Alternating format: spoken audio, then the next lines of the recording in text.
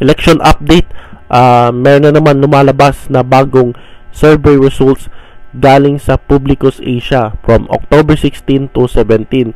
Yung Publicus Asia guys, yan yun kay Professor Tikia na isang pro-Duterte political analyst.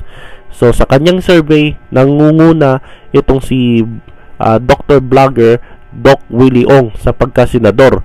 Sa mga survey kagaya ng SWS, Pulse Asia at Okta, ay si Doc Willie ay wala sa top 1, no? Hindi nangunguna si Doc Willie doon at wala din siya sa top 12. Sa isang survey ng Tangere ay pasok naman si Doc Willie sa top 12 pero statistically tied.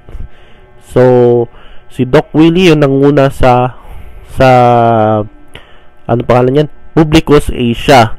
Tapos yung mga sumunod na pumasok diyan, karamihan diyan ay administration lineup, no? Karamihan nandiyan sa listahan ng survey na yan, at meron din 3 independent at 2 pro Duterte. So yan yung lumalabas na survey galing sa Publicus Asia. So napansin nyo guys na magkaiba-iba yung mga survey results ng mga survey firms. Halimbawa, yung isang kandidato sa isang survey hindi pasok sa top 12, pero sa kabilang survey firm pasok siya sa top 12.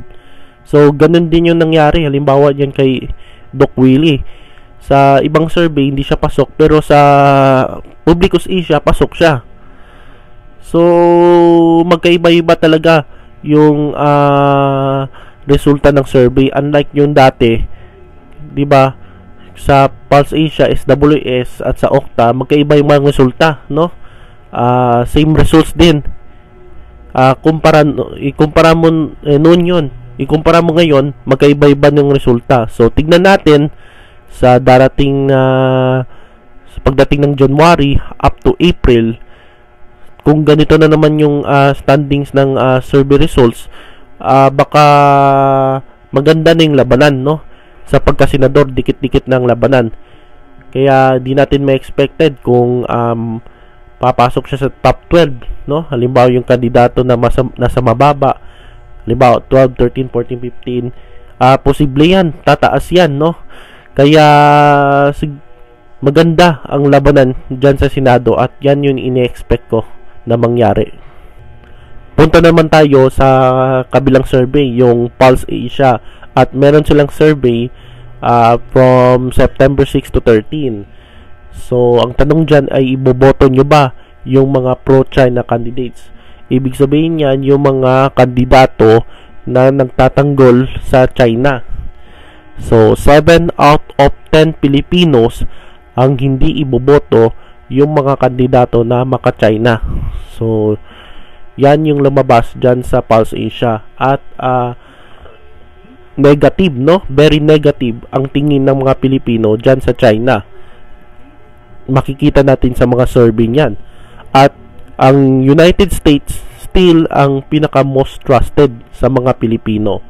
So yan yung survey results ng Pulse Asia, at sana naman ay mag-reflect yan sa darating na May 2025 elections.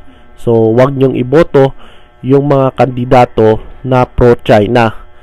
Yung mga kandidato na tinatawag nating makapili at hindi man lang pinagtanggol yung ating West Philippine Sea, yung ating isla, no? At tahimik sila sa issue ng West Philippine Sea. So wag nyong iboto yung mga pro-China candidates, local man or national. So yan yung ang ating topic ngayon sa araw na ito, at kita-kits sa next video.